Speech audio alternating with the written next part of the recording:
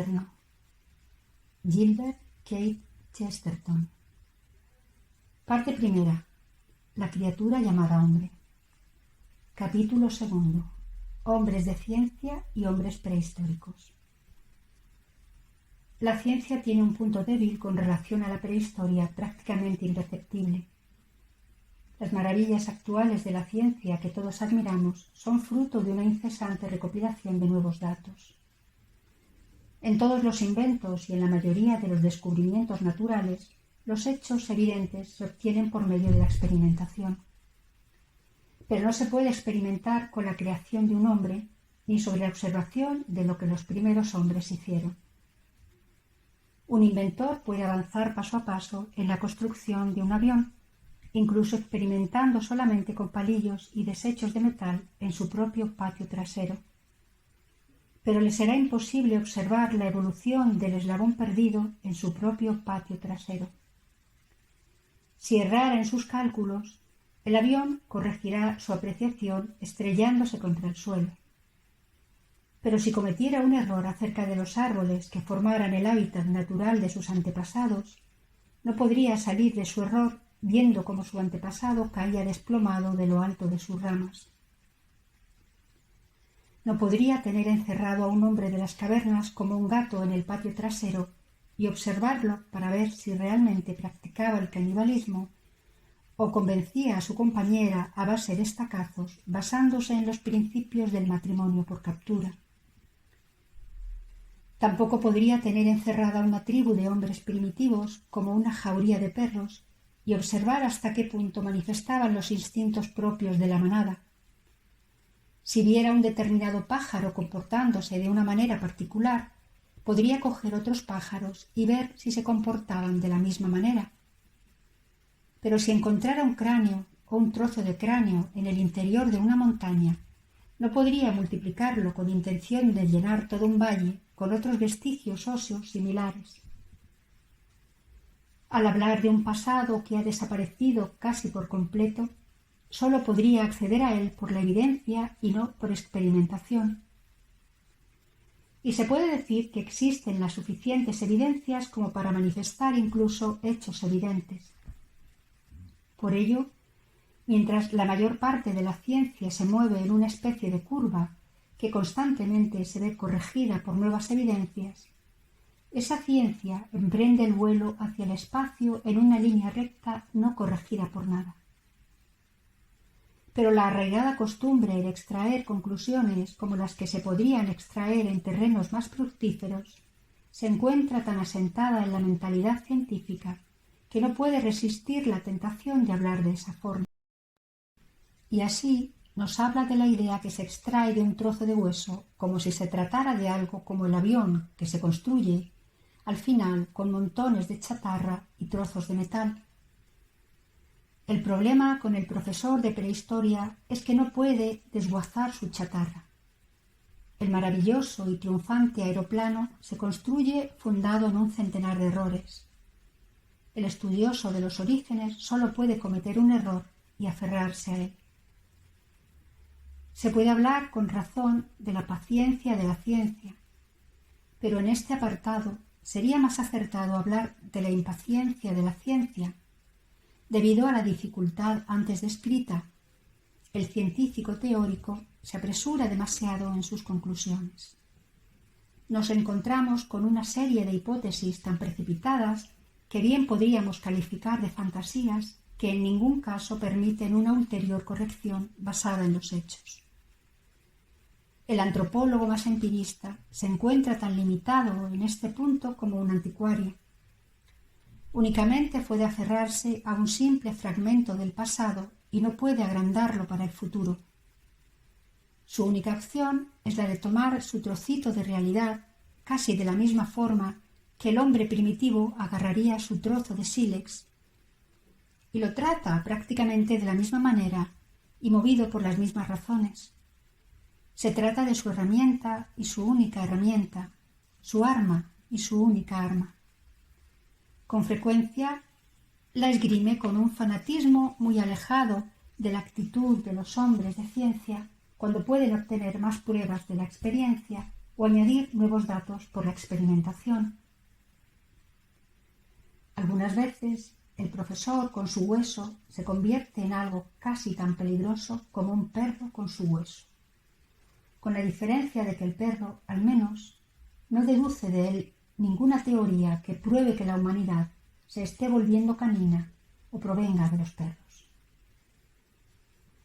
He señalado como ejemplo la dificultad que entraña tener encerrado un mono y observarlo para ver cómo evoluciona al hombre. Siendo imposible la comprobación empírica de dicha evolución, el profesor no se contenta, como lo haríamos la mayoría de nosotros, con decir que dicha evolución es bastante probable. Nos muestra su pequeño hueso o su pequeña colección de huesos y extrae de ella las conclusiones más increíbles. Nos cuenta cómo descubrió en Java un trozo de cráneo que, por la forma del contorno, parecía más pequeño que el cráneo humano. Cerca de éste encontró un fémur perfectamente vertical y, esparcidos por la zona, unos dientes que no eran humanos. Si todos estos elementos pertenecieran a una misma criatura, lo que es bastante dudoso, el concepto que sacaríamos de la misma sería, en cualquier caso, poco fiable. Pero el efecto que esto produjo en la ciencia popular fue el de crear un personaje completo y hasta complejo, acabado hasta los últimos detalles en cuanto al cabello y a las costumbres. Se le asignó un nombre, como si se tratara de un personaje histórico cualquiera. La gente hablaba del pitecántropo con la misma naturalidad que si hablara de Napoleón. Los artículos de divulgación mostraban retratos de su persona, concediéndoles el mismo crédito que a los retratos de un Carlos I o un Jorge IV. Se realizó un dibujo detallado, minuciosamente sombreado, para mostrar que los mismos pelos de su cabeza estaban todos contados. Ninguna persona desconocedora del asunto podría imaginar, al ver aquel rostro cuidadosamente delineado y aquellos ojos tristes, que aquello en el fondo era el simple retrato de un fémur o de unos pocos dientes y un trozo de cráneo. Y la gente hablaba de él como si fuera un individuo cuya influencia y cuyo carácter nos fuera familiar a todos. Recientemente leí un artículo de una revista hablando de Java en el que se comentaba cómo los actuales habitantes de la isla se ven irremediablemente abocados a actuar mal por la influencia de su pobre antepasado pitecántropo. Puedo admitir sin problema que los modernos habitantes de Java actúen mal por sí mismos, pero no creo que necesiten justificar su actitud por el descubrimiento de unos cuantos huesos de muy dudosa procedencia. En cualquier caso, aquellos huesos son demasiado escasos, fragmentarios y dudosos como para llenar el vaso vacío que se da tanto en lo racional como en lo real entre el hombre y sus antecesores animales, si es que éstos fueron sus antecesores. Bajo la hipótesis de tal conexión evolucionista, una conexión que no tengo el menor interés en negar, lo verdaderamente llamativo y digno de mención es el hecho de que no exista en aquel lugar ningún tipo de resto que pueda arrojar alguna luz sobre esta conexión. Darwin admitió este hecho y por ello se empezó a utilizar el término eslabón primero. Pero el dogmatismo de los darwinianos ha sido demasiado fuerte frente al agnosticismo de Darwin y los hombres han caído insensiblemente en la trampa de convertir este término, totalmente negativo, en una imagen positiva. Y hablan de investigar las costumbres y el hábitat del eslabón perdido como quien conociera al dedillo las escenas inexistentes del guión de una novela o los vacíos de una argumentación, o como quien se planteara salir a cenar con una incógnita. Así pues, en este esbozo del hombre en su relación con ciertos problemas históricos y religiosos, no emplearé más tiempo en especulaciones sobre la naturaleza del hombre antes de que fuera hombre. Su cuerpo puede haber evolucionado de los animales, pero no sabemos nada de dicha transición que arroje la menor luz acerca de su alma, tal como se manifiesta en la historia. Desgraciadamente, unos escritores tras otros siguen el mismo estilo de razonamiento en lo que se refiere a los primeros vestigios de la existencia de los hombres primitivos. Estrictamente hablando, no sabemos nada de los hombres prehistóricos por la sencilla razón de que eran prehistóricos. La historia del hombre prehistórico es una evidente contradicción en los términos. Es ese tipo de sinrazón al que sólo los racionalistas pueden acogerse. Si a 1000 sacerdotes en su predicación se les ocurriera comentar que el diluvio fue antediluviano, probablemente suscitarían comentarios irónicos acerca de su lógica. Si a un obispo se le ocurriera decir que Adán fue preadamita, provocaría en nosotros cierta extrañeza. Pero se supone que no somos capaces de notar las trivialidades formuladas por los historiadores escépticos cuando hablan de esa parte de la historia que es prehistórica. El hecho es que estos historiadores utilizan los términos histórico y prehistórico sin un claro análisis o definición en sus mentes. Lo que quieren decir es que existen rastros de vidas humanas anteriores al comienzo de las crónicas de la humanidad y, en ese sentido, sabemos al menos que la humanidad fue anterior a la historia. La civilización es anterior a los vestigios humanos. Este es el punto de partida adecuado para plantear nuestras relaciones con el pasado. La humanidad nos ha dejado ejemplos de otras habilidades anteriores al arte de la escritura, o, al menos, de las escrituras que somos capaces de leer. Pero no hay duda de que las artes primitivas eran artes, y es muy probable que las civilizaciones primitivas fueran civilizaciones. El hombre primitivo nos legó una pintura del reno, pero no nos dejó una narración acerca de cómo cazaba los renos, y, por tanto, lo que afirmamos de él es hipótesis y no historia. Pero su arte era bastante artístico. Su dibujo manifiesta mucha inteligencia y no hay por qué dudar de que su relato acerca de la caza fuera igualmente inteligente, aunque de existir no sería fácil de entender. Es decir, que un periodo prehistórico no tiene por qué significar un periodo primitivo, en el sentido de ser un periodo caracterizado por la barbarie o la brutalidad. No se refiere al periodo anterior a la civilización, a la aparición de las artes o la artesanía, sino el periodo que precede a la aparición de escritos que estamos en condiciones de descifrar. Este hecho marca la diferencia práctica que existe entre recuerdo y olvido, pero es perfectamente posible que hubieran existido todo tipo de formas de civilización olvidadas junto a todo tipo de olvidadas formas de barbarie. En cualquier caso, todo indica que muchas de esas olvidadas o medio olvidadas etapas de la civilización eran mucho más civilizadas y menos bárbaras de lo que la mayoría de la gente se imagina. El problema es que sobre estas historias no escritas de la humanidad, cuando la humanidad era muy probablemente humana, no es posible hacer sino conjeturas, sumidos en las mayores dudas y precauciones.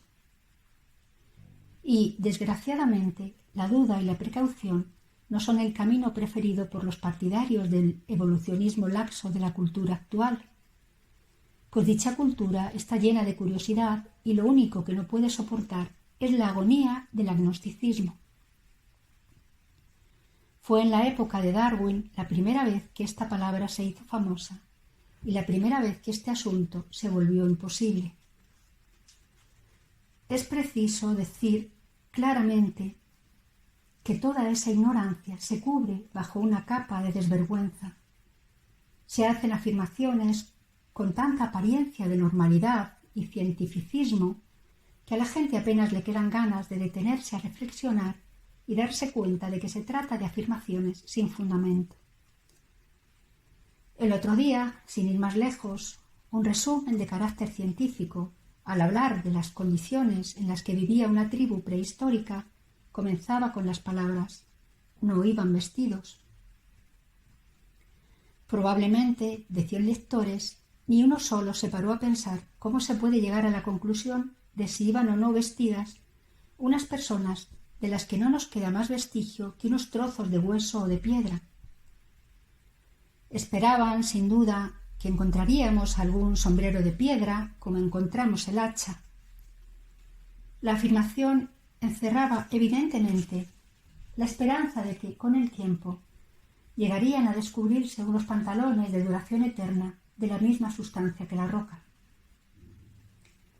Pero a personas con un temperamento menos sanguíneo les resultaría inmediatamente evidente que aquella gente pudiera llevar unos sencillos ropajes o incluso ropas más elegantes, sin necesidad de que hubieran dejado más rastro de los mismos que el que nos han dejado los hombres primitivos.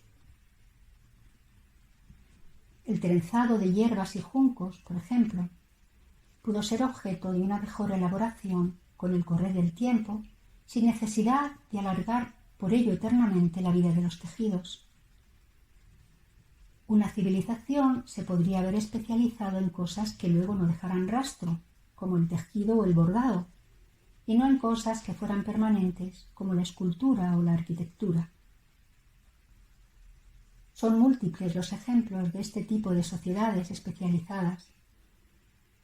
Aplicando el mismo criterio, una persona que viviera en el futuro y se encontrara las ruinas de la maquinaria de una de nuestras fábricas, podría llegar a la conclusión de que estamos familiarizados con el hierro y con ningún otro tipo de material, y se apresuraría a revelar el descubrimiento de que el propietario y administrador de la fábrica iba, indudablemente, desnudo, o es posible que vistiera pantalones y sombreros de metal. No es mi intención sostener aquí que los hombres primitivos iban vestidos o que se dedicaran a la elaboración de tejidos, sino que no tenemos suficientes pruebas que nos permitan afirmar o negar el hecho. Pero merece la pena detenerse un instante en algunos de los escasos detalles que conocemos y de los que existe constancia. Si reflexionamos un poco ante ellos, nos daremos cuenta de que no son incompatibles con la idea del vestido y el decoro externo. No sabemos si adornaban otras cosas o si realizaban bordados, y si lo realizaron, hay pocas probabilidades de que perduraran en el tiempo. Lo que sí sabemos es que dibujaron pinturas, y éstas han permanecido hasta el día de hoy, y con ellas, como vimos anteriormente, perdura el testimonio de un hecho de carácter singular y absoluto, algo que pertenece al hombre y a nadie más salvo a él. Hay una diferencia de género y no de grado. No se trata de que el mono haga dibujos absurdos y, en cambio, el hombre los haga razonables. No es que el mono marque el comienzo del arte de la representación y el hombre continúe su tarea perfeccionándola. El mono no hace nada de eso, ni lo empieza ni manifiesta el menor signo de comenzarlo. Antes de que el primer débil trazo se plasme en el arte, una línea de origen extraño se cruza en su camino. Hay otro destacado escritor que, al comentar los dibujos de renos atribuidos a los hombres del Neolítico, no duda en afirmar que tras aquellas pinturas no se trasluce ningún propósito religioso, lo que lo lleva a concluir que aquellos hombres no practicaban la religión. Me cuesta imaginar un hilo de argumentación más estrecho que este, que reconstruye las disposiciones interiores más profundas de la mente del hombre primitivo. Del hecho de que alguien que ha pintado unos pocos dibujos sobre la roca por un motivo que desconocemos, con una finalidad que desconocemos, e influido por unas costumbres y convencionalismos que nos son ajenos, puede haberle resultado más fácil dibujar unos renos que un elemento religioso. Quizá dibujó aquello por ser su símbolo religioso, o quizá porque no lo era. Fácilmente podría haber dibujado su verdadero símbolo religioso en cualquier otro lugar, o quién sabe si no lo destruiría deliberadamente después de dibujarlo.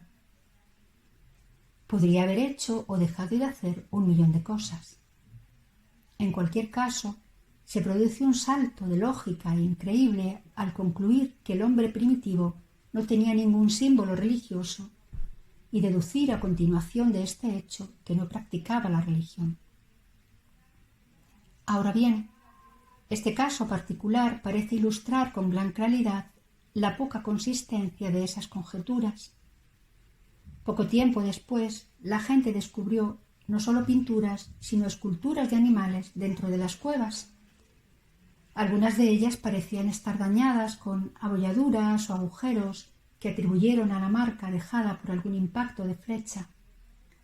Se plantearon la hipótesis de que aquellas imágenes fueran los restos de algún rito mágico que consistiera en matar animales en efigie, mientras que las figuras intactas se explicarían mediante otro rito mágico para invocar la fertilidad sobre los ganados. Nos encontramos de nuevo con el hecho particularmente gracioso de la costumbre científica de ver las cosas desde los dos lados. Si la imagen está dañada, prueba la existencia de una superstición, mientras que si no lo está, prueba la existencia de otra. Y nos volvemos a encontrar con un imprudente salto a las conclusiones. Naturalmente, no se les ha ocurrido a este grupo de especuladores, de un grupo de cazadores refugiados al abrigo del invierno en el interior de una cueva, pudieran pasar el rato probando la puntería, como una especie de entretenimiento primitivo entre colegas. En todo caso, si lo hacían por superstición, ¿qué ocurre entonces con la tesis que sostenía que aquellos objetos nada tenían que ver con la religión? La verdad es que toda esa suposición nada tiene que ver con nada. Sus conclusiones ni siquiera son comparables al entretenimiento de unos amigos disparando flechas sobre la talla de un reno. Lo suyo no es sino disparar flechas en el aire. Tales especulaciones tienden a olvidar, por ejemplo, que los hombres actuales a veces hacen también sus marcas en las cuevas. El paso de un multitudinario grupo de turistas por la Gruta de las Maravillas u otras cuevas semejantes suele dejar tras de sí un curioso rastro de jeroglíficos, iniciales o inscripciones que los más entendidos rehúsan reconocer como algo perteneciente a épocas remotas. Pero llegará el momento en que esas inscripciones pertenecerán realmente a épocas remotas. Y si los profesores del futuro conservaran algún parecido con los actuales, podrían deducir una enorme cantidad de detalles vivos e interesantes de aquellos grabados de nuestro siglo. Y, si no conozco mal a la raza humana y no pierde ésta la confiada actitud de sus predecesores, descubrirán los hechos más increíbles acerca de nosotros a la vista de las iniciales dejadas en aquella gruta por Ana y Alberto, probablemente en forma de dos A's entrelazadas. De este hecho aislado deducirán, primero, que, puesto que las letras están toscamente escritas con una navaja de bolsillo no afilada, nuestro siglo se caracterizó por tener herramientas de tallado poco definidas y por no estar familiarizado con el arte de la escultura.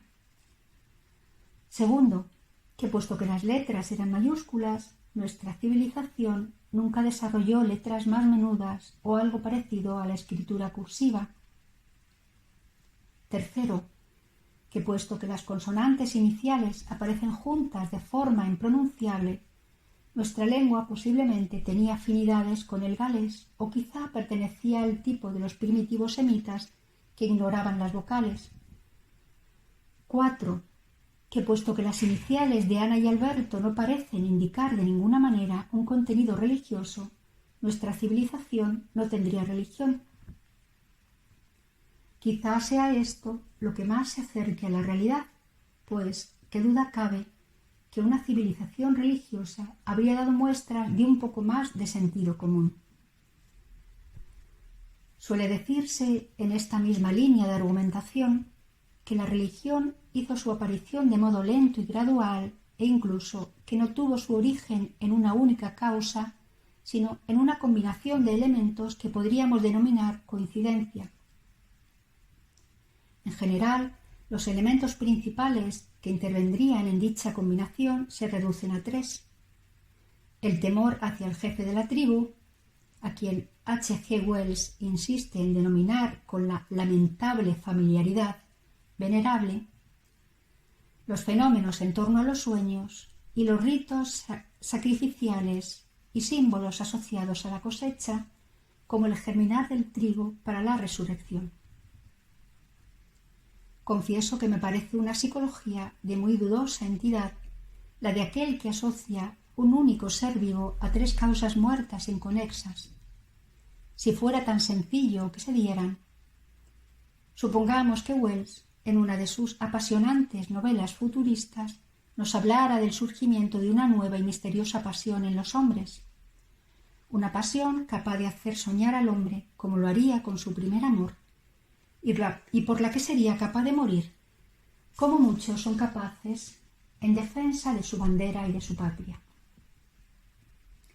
Creo que nos quedaríamos un poco perplejos si nos dijera que este singular sentimiento era el efecto de una combinación entre el hábito de fumar, el crecimiento del impuesto de la renta y el placer de un motorista sobrepasando el límite de velocidad.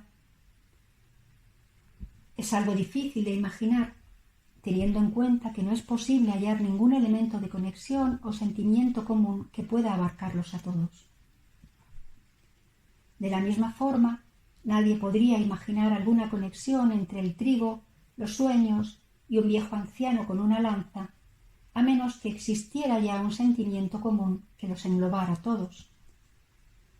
Pero aun en el caso de que éste existiera, sólo podía tratarse de un sentimiento de orden religioso y de aquellas realidades no podrían constituir la raíz de un sentir religioso ya existente.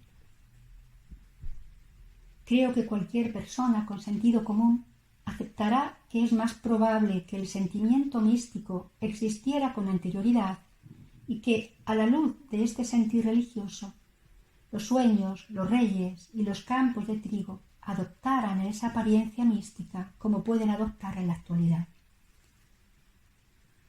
En el fondo, todo esto no constituye más que un engaño por el que, haciéndonos ver las cosas a distancia y deshumanizadas, se pretende no entender cosas que resultan comprensibles a cualquiera. Es como decir que el hombre primitivo tenía la fea y grosera costumbre de abrir la boca cada poco para llenarla de extrañas sustancias, como si nunca hubiéramos oído hablar de comer.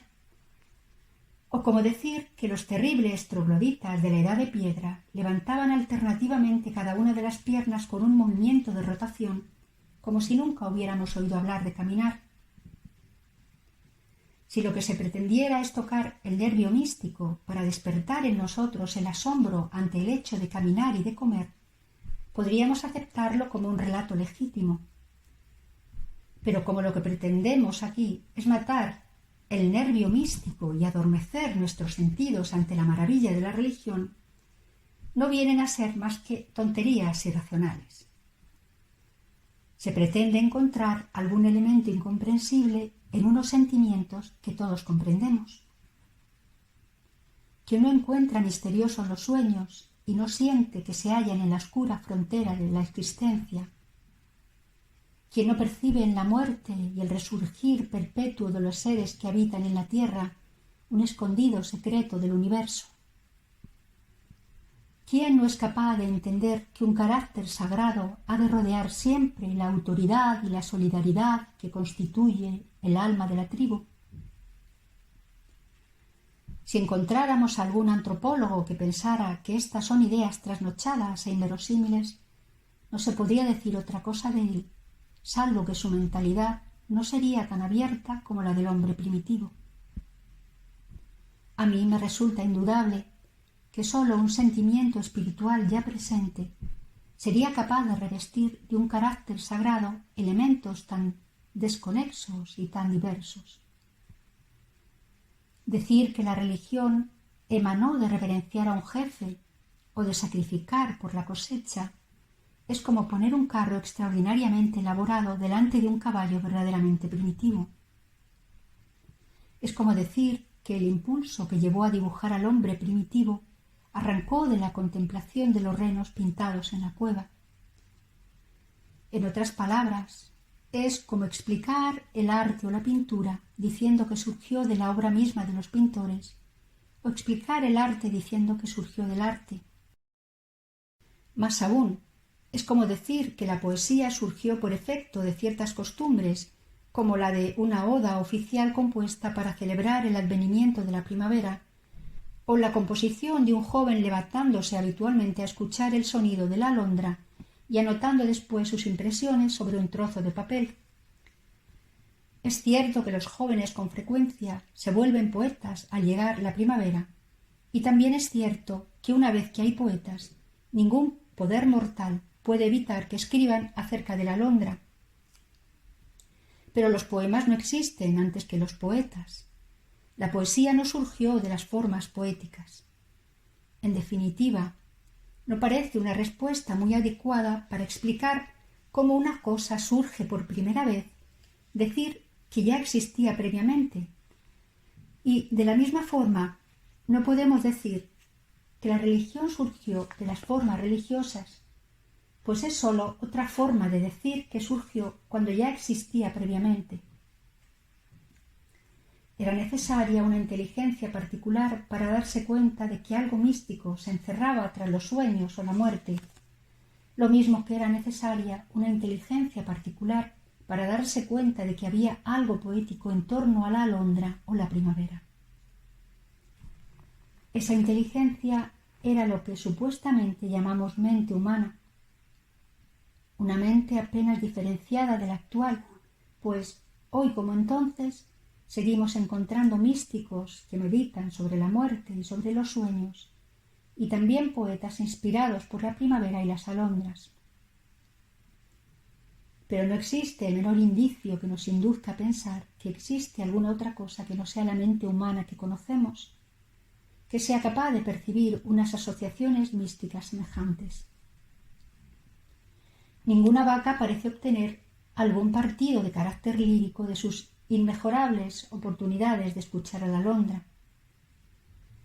Ni parece haber ninguna razón para suponer que las ovejas vivas empezaran en algún momento a utilizar las ovejas muertas como fundamento de un elaborado sistema para reverenciar a sus antepasadas.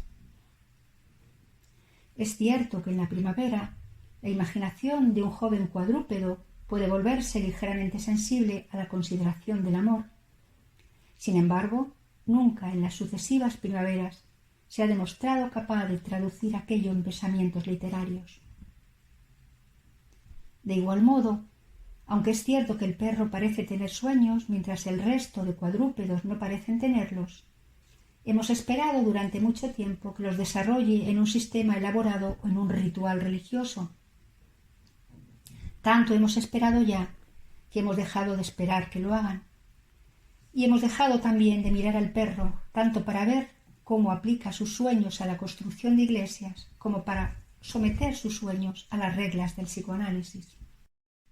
Resulta obvio, en resumen, que por una u otra razón, estas experiencias naturales, a veces no exentas de una cierta emoción, nunca atraviesan la línea que las separa de la expresión creativa que se manifiesta en el arte o la religión en ninguna criatura, salvo en el hombre. Nunca la atraviesan, nunca la manifiestan, y todo parece indicar que nunca lo harán. No es imposible, en el sentido de que sea contradictorio, el hecho de que viéramos unas vacas privándose de la hierba todos los viernes o doblando sus rodillas, como en la antigua leyenda acerca de la Nochebuena. En el mismo sentido, tampoco sería imposible que las vacas percibieran la muerte hasta el punto de elevar al cielo un sublime canto de lamento en honor de una vaca fallecida tras largos años de existencia. Y en este sentido podrían expresar sus esperanzas de felicidad celeste con una danza simbólica en honor de la vaca que saltó sobre la luna. Podría ocurrir que el perro hubiera acumulado finalmente tal cantidad de sueños que fuera capaz de construir un templo a Cerbero, como una especie de trinidad canina. Podría ser que sus sueños hubieran empezado a convertirse en visiones acompañadas de alguna revelación sobre la estrella perro, el hogar espiritual de los perros desahuciados. Todo esto es posible desde el punto de vista lógico, en cuanto que es bastante difícil probar desde este punto de vista el universal negativo que llamamos imposibilidad. Pero ese instinto hacia lo improbable que llamamos sentido común nos debería haber advertido hace mucho tiempo que los animales, a juzgar por las apariencias, no parecen evolucionar en ese sentido, que es probable que no tengamos ninguna prueba evidente del paso de la experiencia animal al ámbito de la experiencia humana. Realmente, la primavera, la muerte e incluso los sueños, en cuanto a experiencias sin más, son experiencias tan suyas como nuestras. Y lo único que podemos concluir es que dichas experiencias, en cuanto tales, no provocan nada parecido al sentido religioso en ninguna inteligencia salvo en la nuestra. Retornamos ahora a la consideración de esta inteligencia viva y solitaria. Era algo único y podía formular credos, lo mismo que pintar dibujos. Los elementos necesarios para la religión han permanecido allí innumerables épocas, lo mismo que los necesarios para cualquier otra cosa. Pero el poder de la religión residía en la mente. El hombre era ya capaz de advertir en las cosas los mismos enigmas, síntomas y esperanzas que aún distinguen la actualidad. Era capaz no sólo de soñar, sino de soñar en los sueños. Era capaz de contemplar no sólo los muertos, sino también su sombra, y gozaba de esa misteriosa naturaleza mística que encuentra siempre en la muerte un hecho increíble. Ciertamente, estos indicios que hacen pensar en el hombre se manifiestan cuando el hombre aparece indiscutiblemente como tal. Pero no podemos afirmar esto, ni ninguna otra cosa, acerca del supuesto animal que sería el punto de conexión entre el hombre y las bestias. Y esto ocurre sencillamente porque no estamos tratando de un animal, sino de una suposición. No podemos asegurar que el pitecántropo adorara alguna vez a algún dios, por el simple hecho de que no estamos seguros de su existencia. Se trata sólo de una visión utilizada para llenar el vacío que existe entre las primeras criaturas que fueron verdaderamente seres humanos y otras criaturas que ciertamente son monos u otros animales. Se reúnen unos pocos fragmentos de muy dudosa procedencia y se sugiere la existencia de dicha criatura intermedia porque así lo requiere una determinada filosofía, pero nadie los considera suficientes para asentar ningún planteamiento filosófico, ni siquiera en apoyo de esta filosofía. Un trozo de cráneo encontrado en Java no puede dar pie a conclusiones como la presencia de la religión o la ausencia de la misma. Si alguna vez existió dicho hombre mono, podría haber mostrado tanto carácter ritual en lo religioso como un hombre, o tanta simplicidad en la religión como un mono. Podría haber sido un mitólogo o un mito. Sería interesante investigar si esta cualidad mística apareció en una transición del mono al hombre, si es que hubiera algún tipo de transición sobre la que averiguar. En otras palabras, el eslabón perdido podría ser o podría no ser místico, siempre y cuando no se encontrara perdido. Pero comparado con las pruebas evidentes que tenemos de los seres humanos reales, no hay ninguna prueba de que aquel fuera un ser humano, medio humano, o de que se tratara de un ser vivo en absoluto. Ni los evolucionistas más radicales se atreven a deducir, partiendo de aquel, una idea evolucionista sobre el origen de la religión. Hasta en sus intentos de probar que la religión tuvo un desarrollo gradual desde unas fuentes primitivas subracionales, parten siempre de los primeros hombres que fueron hombres. Pero lo único que consiguen probar es que los hombres, que ya eran hombres, eran al mismo tiempo místicos. Utilizaban elementos primitivos e irracionales, como sólo los hombres y los místicos pueden utilizarlos. Y volvemos una vez más a la verdad sencilla, que en algún momento del tiempo, demasiado remoto para que los críticos lo puedan rastrear, se habría producido una transición de la que los huesos y las piedras no pueden, por su propia naturaleza, ser testigos. y el hombre se convirtió en un alma viviente. Sin duda, los que tratan de explicar el origen de la religión de esa manera siguen un camino equivocado. Algo en su subconsciente les dice que alargando este proceso de forma gradual y casi invisible se desvirtúa un hecho formidable. Y lo cierto es que esa perspectiva falsifica totalmente la realidad de la experiencia. Juntan dos realidades totalmente diferentes. De un lado, los aislados indicios de orígenes evolucionistas y de otro, el sólido y evidente bloque de la humanidad, y modifican su punto de vista hasta conseguir ver a ambos en una única línea curvada. Pero no consiguen más que una ilusión óptica. No existe una relación entre los hombres y los monos, o los eslabones perdidos, o en una sucesión en cadena como la que forman los hombres en relación a los hombres. Es posible que hayan existido criaturas intermedias cuyos débiles vestigios puedan encontrarse en algún lugar dentro del inmenso vacío. Es posible que estos seres, si alguna vez existieron, fueran una realidad muy diferente a los hombres, u hombres muy diferentes a nosotros. Pero en ningún caso podemos afirmar esto de estos hombres prehistóricos a los que denominamos hombres de las cavernas. Los hombres prehistóricos eran realidades exactamente iguales a los hombres y hombres extremadamente parecidos a nosotros. Lo único que ocurre es que no sabemos gran cosa de ellos por la sencilla razón de que no nos han dejado ningún relato o testimonio escrito. Sin embargo, todo lo que sabemos sobre ellos les hace tan corrientes y tan humanos como los hombres que pudieron formar parte de un señorío medieval o de una ciudad griega. Al mirar en perspectiva el amplio horizonte de la humanidad, percibimos esa realidad como algo humano. Para reconocer en ella un animal, deberíamos haber detectado antes algo normal.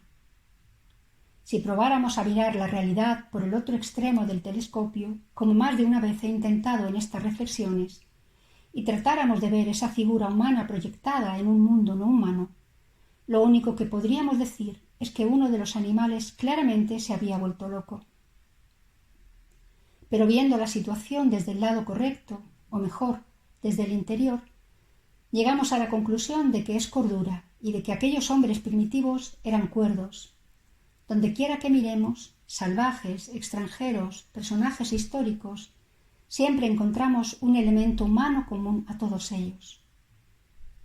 Todo lo que deducimos de la leyenda primitiva y lo que sabemos de la vida de los bárbaros, por ejemplo, respalda la existencia de un cierto principio o idea mística que tiene su manifestación más clara en el vestido.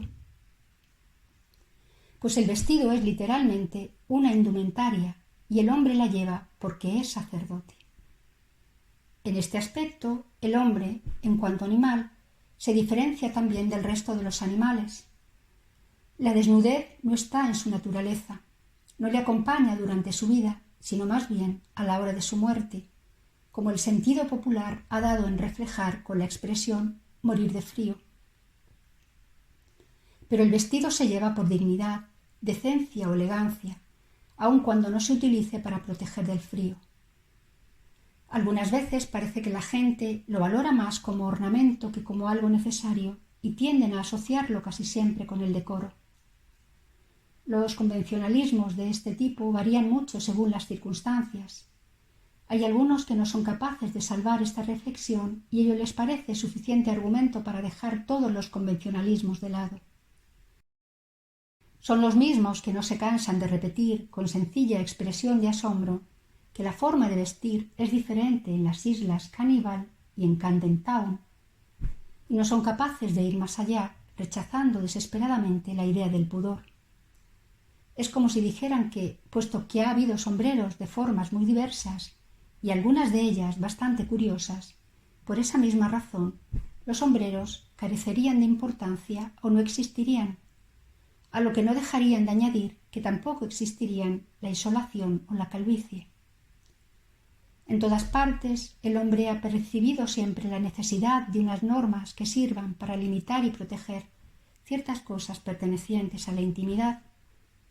Frente a la burla o una malintencionada actitud, y han entendido la necesidad de observar estas normas cualesquiera que fueran, en pro de la dignidad y del respeto mutuo.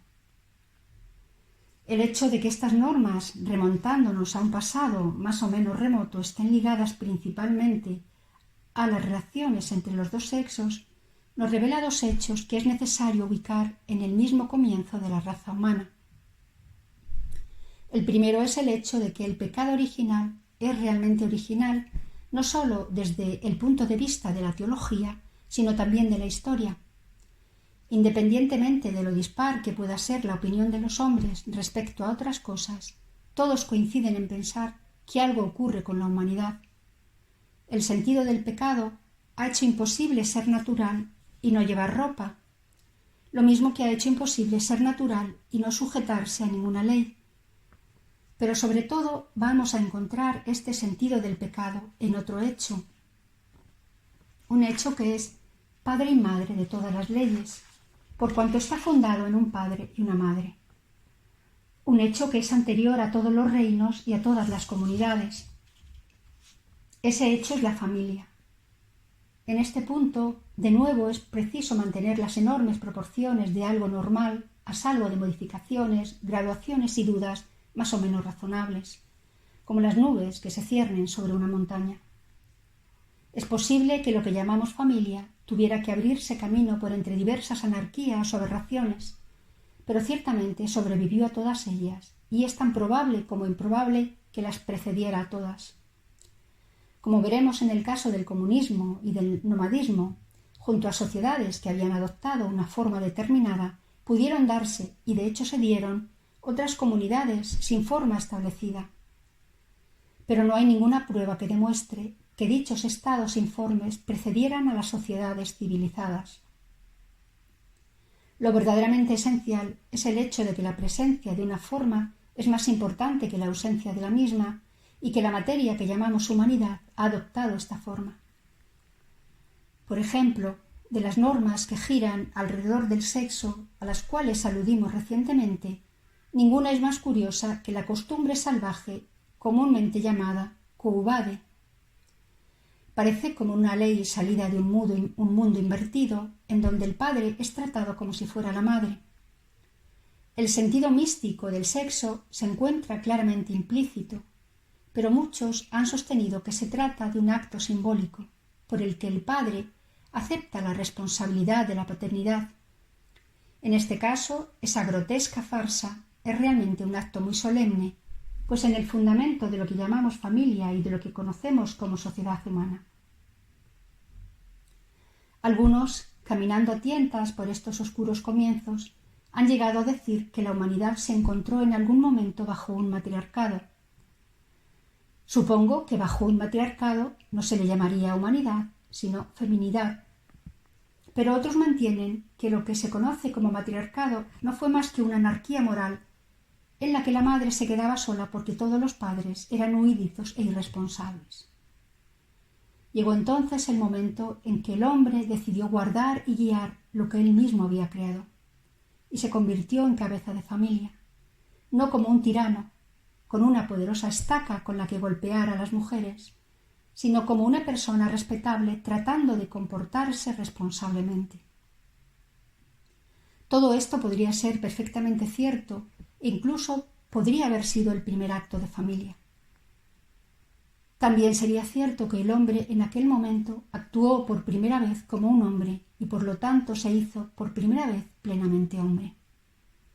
Pero también es posible que el matriarcado, la anarquía moral o como se quiera llamar, fuera solo uno de los cientos de disoluciones sociales o regresiones bárbaras que pudieron haber ocurrido a intervalos en la prehistoria, como ciertamente sucedieron en la época histórica.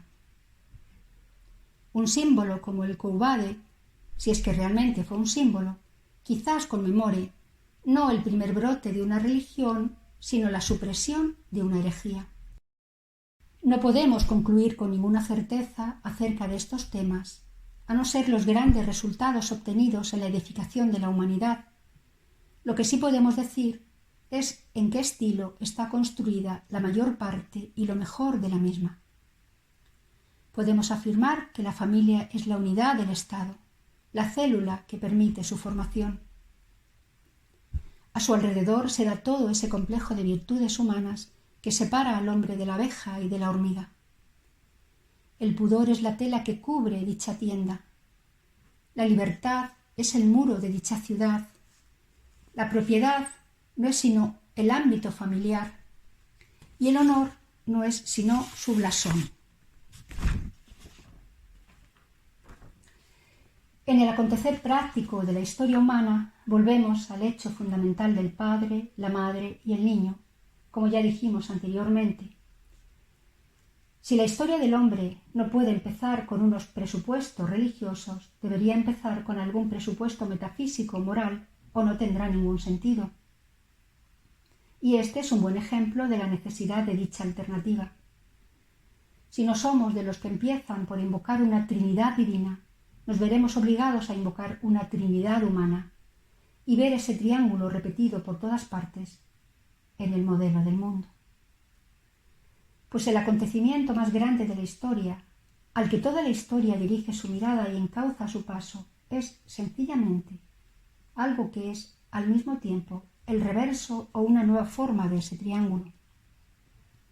O más bien, el mismo triángulo superpuesto, de tal forma que se intersecta con el otro formando una sagrada estrella de 5 puntas que, en un sentido más elevado que la de los magos, hace temer a los demonios. La vieja Trinidad estaba formada por el Padre, la Madre y el Niño y se conoce como la familia humana. La nueva Trinidad está formada por el Niño, la Madre y el Padre y tiene por nombre Sagrada Familia. No se da ninguna alteración, salvo que los términos se han invertido. Igual que el mundo que es transformado no presenta ninguna diferencia, salvo el hecho de que se va a ver invertido. Fin de Hombres de Ciencia y Hombres Prehistóricos. Capítulo 2 del Hombre Eterno, de Gilbert Keith Chesterton.